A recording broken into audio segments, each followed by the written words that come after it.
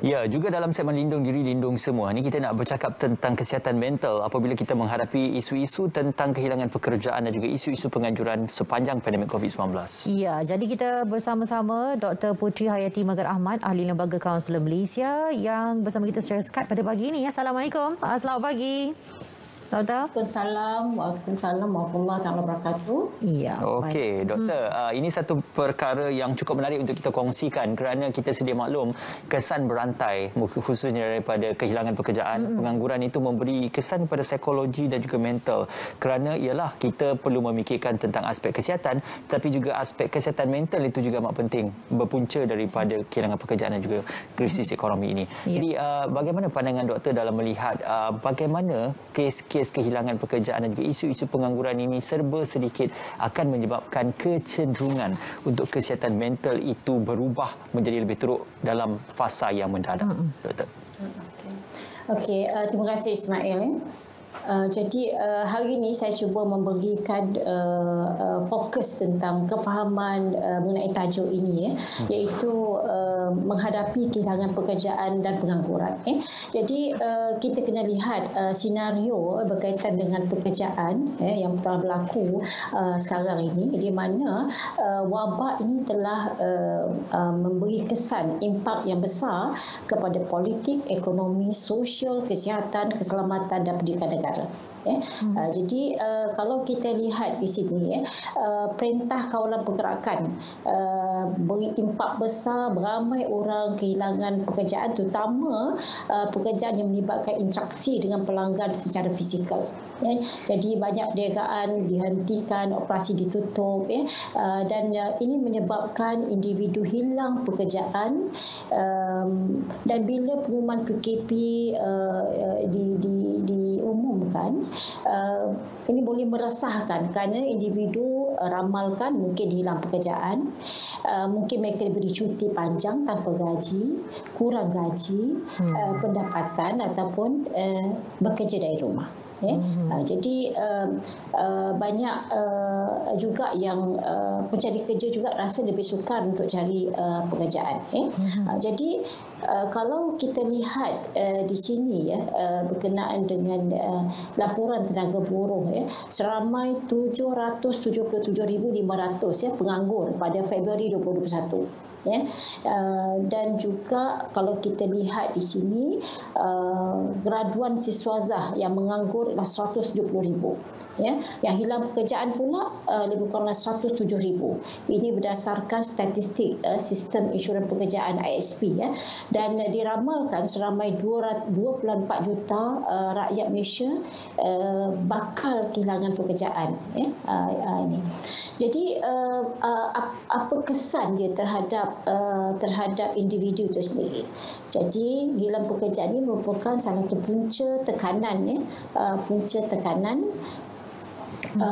orang hilang kerja, dan dia boleh mengganggu, membawa kepada kesihatan mental. Kesihatan mental. Jadi itu Ismail. Ya, itu satu mukadimah yang baik juga. Anda juga boleh menghubungi kami untuk mendapatkan dan juga bertanyakan soalan di talian 0322829841 untuk bertanyakan soalan bersama dengan doktor. Okey, baik. Dan tadi kita melihat mana mereka yang kehilangan pekerjaan tentunya memberi dan juga menjejaskan kesihatan mental mereka akibat kehilangan pekerjaan dan juga pengangguran.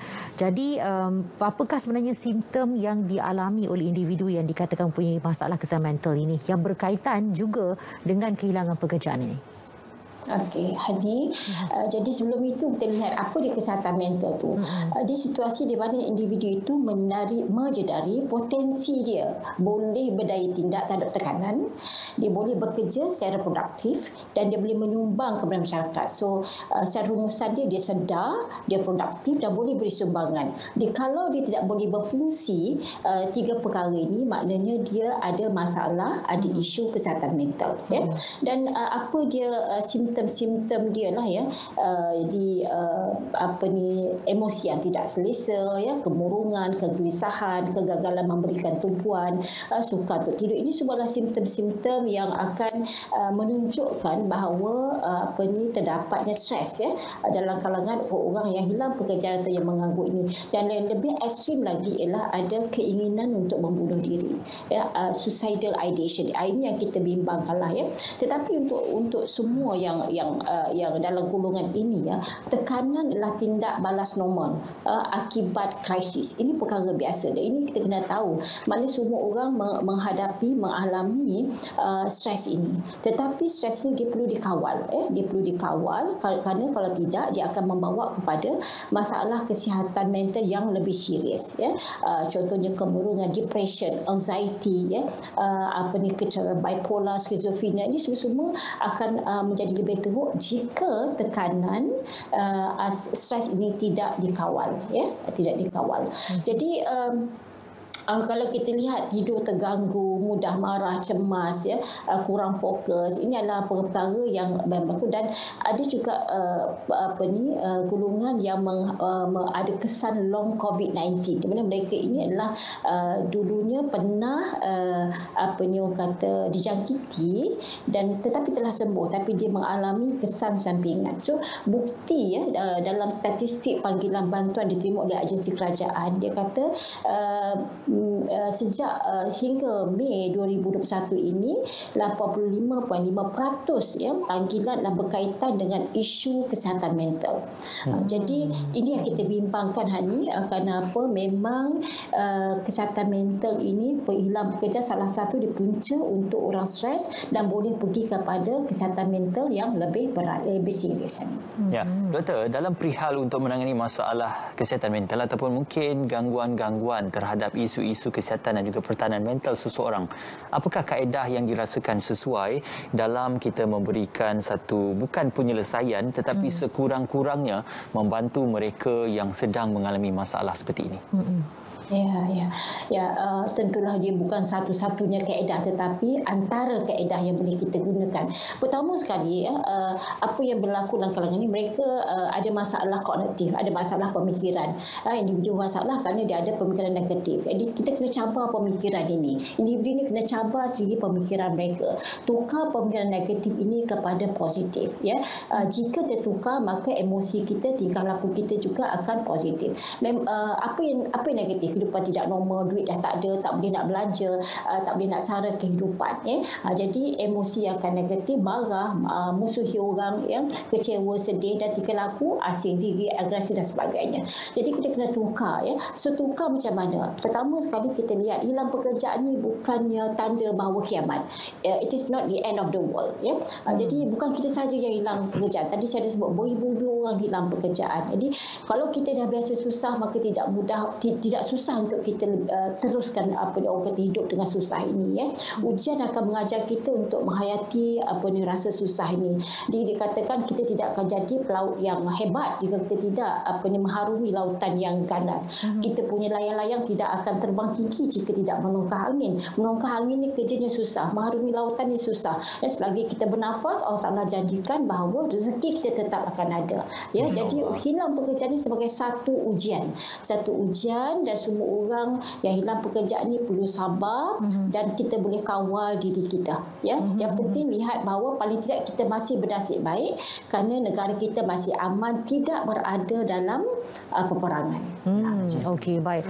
Tapi mungkin dalam kalangan mereka yang berasa dalam keadaan yang sangat tertekan pada waktu ini, mungkin boleh menyatakan, kata saya yang melaluinya, saya rasa pedihnya dan saya rasa saya tak boleh nak kawal diri saya daripada melakukan perkara-perkara tindakan yang tidak sewajarnya. Contoh, saya rasa saya agresif, saya rasa saya nak menyendiri, saya buatlah apa saya nak buat sekalipun disebabkan tekanan yang saya lalui pada ketika ini. Jadi apa yang ingin dan boleh doktor sampaikan kepada mereka, sebab dalam keadaan situasi semasa, apa saja orang bagi tahu dan nasihat, dia susah nak masuk doktor sebab dalam keadaan situasi di sekarang ini. Ini Hani, berat mata memandang, berat lagi bahu yang memikul.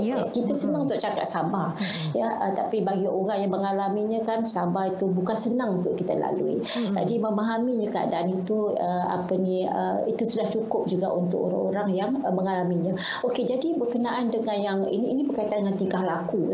Apa yang boleh kita lakukan? Pertama, kita dah lihat kita tidak ada pendapatan. So kita kena usaha untuk cari pendapatan. Usaha tangga kejayaan. Hukum alam kata orang yang berusaha akan dapat kejayaan. Tetapi ingat ada kekecualian dia. Ada orang yang usaha tidak ada juga kejayaan. Itu rahsia Allah Taala. Tetapi usaha itu mesti kita kena buat. Jadi banyak saya dapatkan maklumat juga mengenai GrabFood. Student saya ada beritahu ada orang boleh dapat 2,500 ke 3,000 satu hari. Penyedia makanan tetap. Ada banyak sebenarnya usaha-usaha yang boleh dibuat.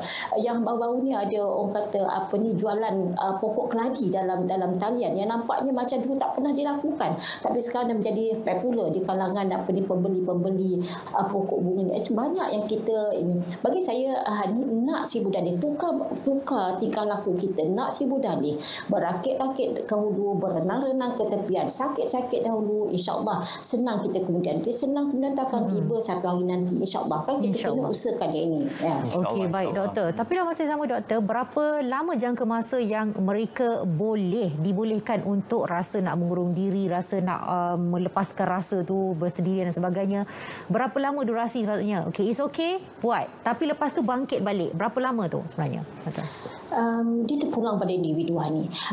Kita tidak boleh menetapkan kerana setiap orang ni berbeza, setiap orang ni unik. Ada orang mungkin ambil 1 minggu, ada orang mungkin ambil 2. Tetapi selagi dia tidak menjejaskan kehidupan dia, maka dia boleh. Tetapi apabila kita lihat, kita sebagai orang keliling melihat bahawa menjejaskan kehidupan dia, mempengaruhi kehidupan dia, tak nak mandi, tak nak bercakap dengan orang dan sebagainya, maka dia perlu mendapatkan bantuan. Perlu dapatkan bantuan profesional atau bercakap dengan orang-orang yang dia percayai. Kerajaan menyediakan talian khas, talian kasih 1599. Kemudian ada banyak pertubuhan, Befrienders, Nyasa, Mercy. Ada banyak yang boleh kita call, free je kita boleh call dan minta bantuan mereka untuk dapatkan orang kata bantuan. So alangkah dikatakan macam kaunseling kata apa, seorang kaunseling kita kata bahawa alangkah beruntungnya orang yang mendapat bantuan. Didengar pendapat kedua lah. Mungkin kita tidak semua kita ambil, tapi at least paling tidak kita mendengar pendapat orang lain. Doktor, bagaimana juga pandangan doktor dalam melihat tahap resilient ataupun ketahanan seseorang itu kalau dibandingkan orang yang sentiasa diuji ataupun mereka yang sentiasa kehilangan pekerjaan sebelum ini, sudah biasa dengan isu-isu kehilangan pekerjaan, berbanding dengan sebelum ini mereka ada satu pekerjaan tetap dalam satu tempoh masa yang lama, kemudian secara tiba-tiba diberhentikan pekerjaan. Apakah kadar ujian itu mungkin lebih parah kepada mereka yang tidak pernah diduga ataupun tidak pernah melalui situasi seperti ini, doktor? Okey. Jadi kalau kita lihat di sini Ismail orang ni berbeza-beza kan. Ada orang yang dah biasa susah, dia mudah untuk menangani kesusahan itu sendiri. Tapi ada orang tak pernah susah. Inilah rezeki masing-masing. Jadi dia bergantung pada ni. Tetapi bagi saya sendiri, kerana yang paling penting adalah usaha. Kita tukar pemikiran kita tukar tingkah laku kita. InsyaAllah dia katakan bahawa emosi kita akan dapat dibantu. Jadi kalau kita lihat marah, putus asa, kecewa ni memang normal. Kehilangan pekerjaan memang akan menghasilkan emosi yang begini. Dia umpama macam kita kehilangan orang yang kita kasihi. Jadi awalnya kita akan rasa cemas, kita akan ada penafian, kemudian kita akan rasa marah, kemudian kita akan mula mempertimbangkan. Lepas itu akhirnya kita akan akhiri dengan penerimaan dan harapan. Inilah cycle yang dihadapi oleh semua orang, bergantung kepada pengalaman masing-masing. Ada juga orang yang dia biasa susah tapi dia juga tidak laluinya dengan baik. Ada juga orang yang tak pernah susah tetapi dia juga diberikan Allah Taala kemampuan untuk kata memperbaiki diri dia. Ini terpulang kepada masing-masing. Tapi apapun, jika mereka mendapat bantuan, insya-Allah mereka akan lebih mudah untuk mengharungi cabaran ini. Ya, okey. Baik, dalam masa sama kita nak war-warkan kembali talian pada anda 0322829841. Dia talian anda boleh hubungi sekarang nak berbicara bersama dengan doktor. Nak apa saja kalau anda inginkan apa segala persoalan yang ada dalam terbuku dalam hati itu nak minta doktor jawab, dipersilakan. Ini ruang yang kita berikan kepada anda. Dan topik kita ada berkaitan menghadapi situasi sekarang ni, ya, ramai yang dibuang kerja. Okey, mana menghadapi kehilangan pekerjaan dan juga pengangguran. Bagaimana cara anda hadapi? Mungkin ada juga dalam kalangan masyarakat kita yang mempunyai cara yang tersendiri dan bolehlah juga berkongsi dengan kita di ruangan yang kita ada pada waktu ini. Okey, baik. Dan doktor menyebut bahawasanya setiap orang, setiap individu tu mempunyai tahap ketahanan diri yang tinggi yang berbeza-beza. Okey, tapi dalam masa yang sama kita memerlukan mungkin satu durasi masa yang tertentu. Kalau seperti mana kita belajar sebelum ini, maknanya kalau seseorang itu 2 minggu berturut-turut dia mempunyai fasa yang lebih kurang sama, ya, secara berterusan, maka itu merupakan petanda awal seseorang itu menghadapi kesihatan mental. Okey, kalau kita boleh jelaskan lebih lanjut, doktor, berkaitan apa yang sewajarnya mereka lakukan kalau sekiranya sudah melebihi masa 2 minggu itu, apa yang langkah pertama yang mereka boleh lakukan? Okey. Kita lihat bahawa dia telah menjejaskan kehidupan di sini, mempengaruhi kehidupan. Jadi pertama, saya kata tadi, kaedah dia lah, dia mencabar pemikiran negatif dia lah. Our is not the end of the world. Ini bukan tanda kiamat, ini bukan kiamat. Masih ada ruang. Yang keduanya, mungkin masa ini boleh memberi ruang. Selain itu kita boleh dapatkan bantuan. Yang ketiga, mungkin kita lihat bahawa hilang pekerjaan ini lah, kita boleh tukar ruang. Kita cabar kita tukar ruang untuk kita melihat diri kita sendiri, refleksi diri. Untuk golongan di luar sana, berilah apa ni orang kata, terimalah diri tanpa syarat, di mana ini masa pula untuk kita beralih kepada apa ni orang kata mengadu dengan Allah, Jadi sebagaimana yang dilakukan oleh Nabi Muhammad SAW, bila ketika memuncaknya tekanan pada perang Badar, Rasulullah mengangkat tangannya, dia mengadu pada Allah, hingga dikatakan jatuh kain burdah. Kain burdah ni lah kain yang selimut badan daripada bahu baginda. Dia baginda memohon kekuatan daripada Allah Ta'ala di atas untuk hilangkan kebimbangan, untuk lapangkan jiwa. Jadi kehilangan pekerjaan ni ujian untuk kita lihat kekuatan hubungan kita dengan Allah juga. Dia terpulang pada masing-masing punya agama.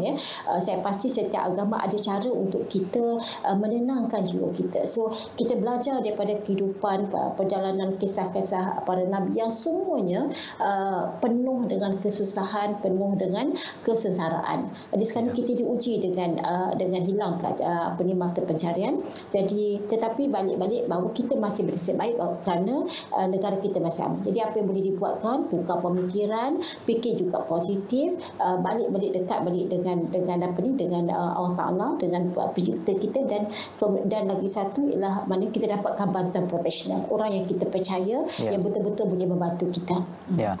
Doktor, dalam perihal kita menghadapi pandemik ini, sudah pasti media sosial menjadi ruang untuk kita meluahkan ketidakpuasan hati. Bukan saja kepada mereka kehilangan pekerjaan, menganggur dan sebagainya, tetapi mereka yang kehilangan mungkin terjejas perniagaan dan sebagainya. Maka mungkin kata-kata hamburan yang berbentuk mungkin kata-kata sedikit pedas kepada pihak berkuasa, pihak pemimpin, kepada golongan masyarakat akan dihamburkan di media sosial untuk meluahkan kemarahan dan juga rasa tidak puas hati. Mungkin anger management itu dalam proses kita menilai bagaimana mengawal proses kemarahan itu supaya apa yang kita lakukan hari ini tidak makan diri pada satu hari nanti. Supaya orang marah, bila orang marah macam-macam boleh keluar lah kan. Maknanya apa yang dikeluarkan tu lah kata kadang-kadang tanpa dia sedar pun. Jadi ramai orang bila dia marah dia akan timbulkan di Facebook lah. Bagi saya kata face it, don't Facebook it. Jadi hadapi dia lah, jangan masukkan dalam Facebook. Facebook. Jadi ini perkara biasa. Jadi seperti mana yang saya kata tadi ya, keresahan ini datang daripada kalau kita lihat pemikiran negatif, rasa terniaya, rasa tidak adil dan sebagainya. Jadi balik-balik kepada apa yang kita boleh buat tadi, saya kata cabar kita yang boleh kontrol. Kita kontrol apa yang boleh kita kontrol. Kita tak boleh kontrol COVID, kita tak boleh kontrol. PKP kita tidak boleh kontrol. Penjarakan fizikal kita tidak boleh kontrol. Semua tu kita kena aku. Jadi ini yang kena kita dalam kawalan kita, iaitu pemikiran kita. Kita lihat adanya harapan, jangan putus asa, adanya harapan ya. Tetapi ingat ya bahawa dalam kita harapan ni kita kena ingat, kita kena usaha. Trust in Allah, tie your camel. Percaya, tawakal dengan Allah, tapi ikat unta kita. Sebagaimana pada Rasulullah kita berperang, dia dengan tombak dia. Dia pakai baju besi dia 2 lapis, dikatakan, dan juga dia pakai topi besi dia untuk lindung kepala dia. Jadi bagi orang-orang begini, apa kena buat? Usaha kena buat. Kita tidak boleh berdiam diri. Usaha kena buat. Kita telah hilang mata pencarian. Ada banyak ruang dekat luar sana kan. Selagi kita bernafas, lagi itu rezeki kita akan ada. Itu janji Allah Ta'ala kepada kita ya. Jadi sandarkan daripada Allah, hadapi kepentingan orang kata kesukaran, teguh hati kita ketika ditimpa bencana ini. Okey. Baik, dan menyambung kembali apa yang dinyatakan oleh Ismail sebentar tadi ya doktor, di mana kemarahan yang meluap-luap dan kebanyakannya dikaburi dengan situasi yang berlaku ni. Dia kata okey, semuanya salah orang, semuanya salah ni, semua salah pemimpin, semua salah kerajaan dan sebagainya. Tetapi tidak menilai kembali diri sendiri tu. Jadi apa sebenarnya perkara yang perlu kita perhalusi? Macam tadi doktor sebutkan tadi, jangan Facebook tapi face it. Okey. Jadi apa perkara yang paling penting untuk kita lalui semua ini, terutama sekali bagi mereka yang pada ketika ini berasa sangat marah dengan situasi yang berlaku dan malah banyak menuding jari kepada yang orang lain berbanding pada 4 jari lain yang ke arah diri kita sendiri ni. Ya, okay. Jadi seperti mana saya kata tadi, marah ya, semua isu psikologi ini, kecewa, putus asa, geram ya, sakit hati, tidak adil, ini adalah perkara biasa bagi orang yang kehilangan sesuatu yang diperlukan. Jadi saya kata tadi, lihat diri apa yang boleh kita ubah dalam kawalan kita, ubah apa yang boleh kita ubah ya. Marah sekejap okey ya, tetapi dalam yang ini kan marah pun tidak akan bawa ke mana-mana. Sebab marah ini akan merosakkan diri kita, dia tidak akan merosakkan diri orang lain. So kita pertama saya kata kita ubah pemikiran kita, ubah tingkah laku kita, dapatkan bantuan, dan selebihnya itu serahkan pada Allah Ta'ala. Ya, memang senang untuk saya bercakap, tetapi bukan senang untuk saya mempraktikannya. Tetapi walaupun saya bukan kehilangan pekerjaan, tapi bukanlah tidak bersabar untuk saya bercakap kepada orang lain tentang perkara ini. Ya. Jadi beri juga masalah terapi. Allah Ta'ala berikan kita nikmat lupa, iaitu satu nikmat yang sangat menakjubkan ya.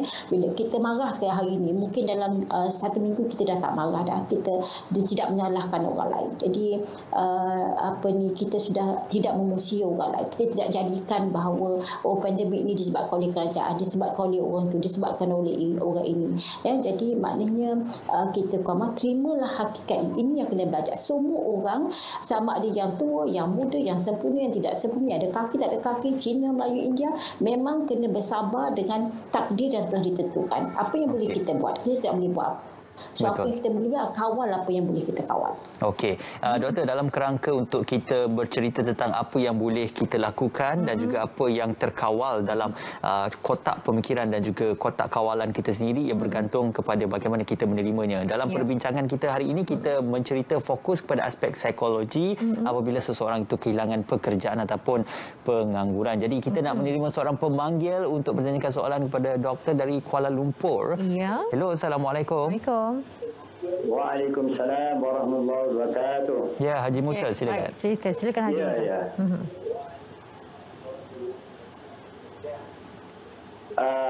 Ya, terima kasih kerana beri ruang untuk saya berinteraksi dengan doktor kita pagi ini. Saya amat tertarik hati dengan penjelasan doktor tentang perkara permasalahan masyarakat di luar sana dalam berbagai suasana yang tertekan dan sebagainya. dalam waktu yang singkat ini, cuma saya mengukakan satu persoalan yang saya dapatan saya lah. Dalam suasana sekarang ni, media ni terlalu banyak sangat memprovokasikan isu-isu yang menekankan tekanan kepada masyarakat yang menghadapi permasalahan. Sepatutnya media-media sosial ke, media-media perdana ke, memberikan gambaran-gambaran yang lebih bersemangat lagi untuk mendorong mereka-mereka yang bermasalah ini mencari jalan penyelesaian. Tetapi bila kita kemukakan persoalan-persoalan, orang ini sedang tertekan, orang itu sedang tertekan, orang ini sedang tertekan, dia akan menambahkan lagi ketegangan yang meluasa dalam publik ataupun masyarakat. Itu pandangan saya, Doktor. Okey, baik. Terima kasih Haji Musa. Kalau ini patut diambil kira apabila nak buatkan satu program ataupun pendapat-pendapat yang diterima. Sudah tentulah yang media sosial, sudah tentulah sifatnya negatif. Tapi media perdana sendiri sepatutnya jangan mengambil hirau tentang hal-hal tersebut. Baik. Supaya tidak sangat tekan. Bukan semua masyarakat mengetahui, tapi apabila kerana terbukanya masyarakat timbul pandangan-pandangan yang negatif. Okey, baik. Terima kasih Haji Musa. Pandangan daripada Dr. sendiri mencari keseimbangan antara kedua, sebab ramai yang mahukan berita yang benar, ingin mendapat informasi itu hari-hari, tapi pada masa yang sama juga golongan mereka yang kalau boleh diberikan input-input yang positif supaya kita lebih bersemangat setiap hari berbanding dengan cerita-cerita yang negatif ini. Okey, terima kasih Tuan Haji Musa tadi bercakap. Jadi dia katakan bahawa media sosial selalu membuat provokasi.